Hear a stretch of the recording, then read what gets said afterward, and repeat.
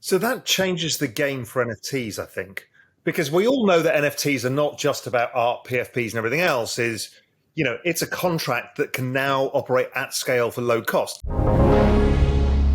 So there's another big thing I want to talk to you about, which is the compression of NFTs that you've just rolled out, which I think is a really fucking big deal. Talk us through it and what you're thinking with it.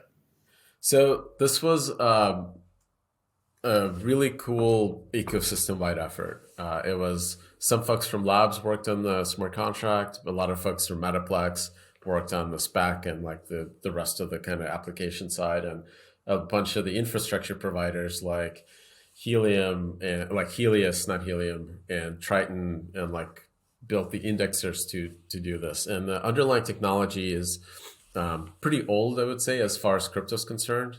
You even actually have seen it in Bitcoin. It's called a stateless accumulator. And in Bitcoin, there's an implementation called the U3XO, if you ever heard of that. So these are ways for basically, you're kind of conceptually, if you want to think about it, you're trading the state space for ledger. So ledgers are actually cheaper to store because they're on disk. They don't need to be accessed immediately for consensus. Like when you do execution of smart contracts, you don't need to you can't typically look back in history.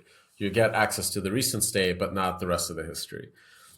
Does that make sense? Yeah. So the stuff that you have in the most immediate state, that's the most expensive state that you can have in the smart contract platform.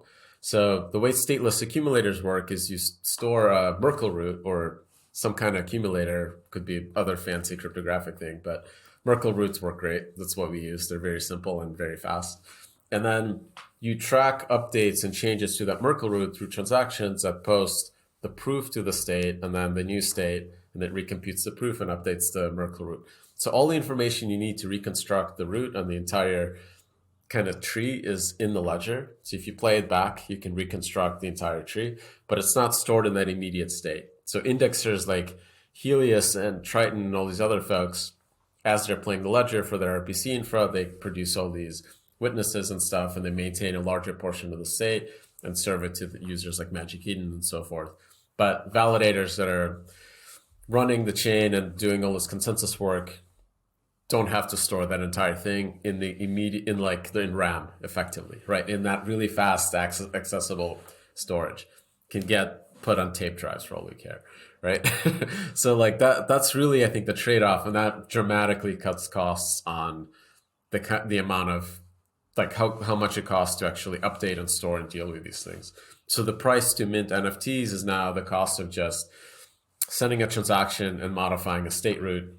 That state root is very cheap, doesn't allocate any more state once you allocate that tree. And it becomes the cost drops to like about $130, $150 to mint a million NFTs. So that changes the game for NFTs, I think, because we all know that NFTs are not just about art, PFPs, and everything else. It's a contract that can now operate at scale for low cost, ticketing, all this stuff. Where are you thinking this is going, and who's getting interested in this? Because I think it's a huge breakthrough. Where I think like the early adopters of this have been it's still Solana smart like applications, but one that's really interesting is Dialect. They're basically like built a messaging app. In that messaging experience, every sticker pack that you use in messaging it's an NFT, and they constantly do mint, and people collect all these NFTs from all these like famous creators and stuff and trade them. And the user is not aware of the gas costs. Like in the UX, you're sending like a smart message where I can request an NFT from you or send you a payment like you would send cash in iOS, right? If you ever use their like cash application. And then that user experience, the user just sees that message, they click the button to sign. It like all happens behind the scenes. There's no gas. You're not dealing with this complex thing. Okay, what am I supposed to pay? How much? Like it just happens magically. It feels like a Web2 app, but everything is trustless. Like all the actual ownership, everything else, everything is done with self-custody. It's really, really cool. So like that kind of user experience, I think, is enabled by this massive price reduction. The other one that's also in the similar vein is called Driphouse. They've minted, I think, over 1 million of these compressed NFTs, something around that order. And they're kind of running a subscription service for like NFT users. So you get like mints every week, and people get these NFTs from all sorts of other artists, and they've minted over 1 million, and that's been pretty cool. I think their estimation is they've onboarded like 150,000 humans, like people, in like about a span of like 3-4 months. It's been really, really cool. So for them, that price reduction allowed them to just scale up how many of these NFT drops they're doing. But obviously, there's also other use cases. So every hotspot that Helium had on their original layer 1, they announced that they're moving to Solana. The way that they implemented that is that every hotspot is a compressed NFT. They minted 1 million NFTs for every hotspot. It cost them a few $100. And now it's all that state is tracked on Solana, all the ownership and everything else. And like, that's a really, really practical application that is kind of becomes a no-brainer, I think, for effectively logistics companies or anyone else that's tracking needs a system to track a whole bunch of like distributed crowdsourced hardware.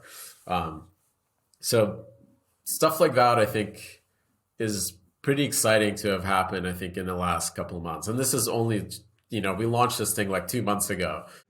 And my view is, I've been thinking NFTs are really the solution for ticketing and secondary markets and getting rid of ticket scalps and all of that stuff. We've seen Ticketmaster play around with a lot of this stuff. It just feels like now, with something like this and this cheap, it can be tickets for anything. It can be literally tickets for anything. And that's a game changer, because then you onboard tons of people into Web3 without even realizing it's Web3, because everybody has a ticket for something.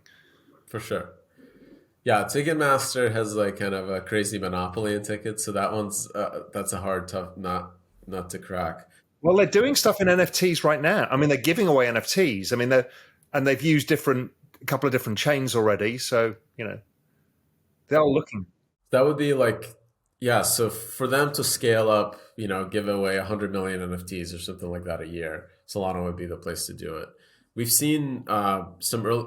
Well, I'm just thinking it just replaces the physical ticket. They've got a digital wallet. It probably costs them about the same cost to process the ticketing, but it means that they get a secondary market in the tickets, and they can have a marketplace, and they get to control a lot. It's quite different. The challenge there, I think, is like how much, like, there's always tension between centralized companies and decentralized ones in terms of how to use this technology, because you can use it in a very controlled way where you're running effectively like co-signing every transaction and allow only the transfers that you want to allow. But the natural ethos of every like Web3 builder is that we're building digital assets that are freely transferable and freely tradable. And that's always like that tension between like these big centralized companies. Yeah, but I think that's solvable because, again, with something like ticketing at scale, music tickets, sports tickets, is you just create a marketplace where now you and I could sell. I'm sure there might be a royalty in the smart contract as there is with the standard NFT. Ticketmaster gets paid for the transfer, but we're now free because I can't go to the game. I want to sell my ticket instantly. I don't have to go to a tout outside the stadium, pay a 50% spread. It just becomes very efficient, and it's decentralized in that matter. Sure, the issuing isn't, but then the spread of it is. I looked at hotel rooms. That's another one I've looked at. It's another thing where, I will have gone to cancelled hotel rooms at the last minute. You lose all the money. The hotel doesn't like it because you're not in the bar drinking a glass of wine, eating a burger. And if you could just have them as NFTs, they become transferable. And that solves everybody's problems. For sure. Everything's a market. Really, everything is a market, isn't it? Yeah. So, I think it's going to be interesting. How much activity does it create on chain? So at kind of protocol layer, humans create very little activity. It's barely you can't even tell. Hey visionaries, thank you for tuning in. For more free crypto content like this, head over to realvision.com/crypto.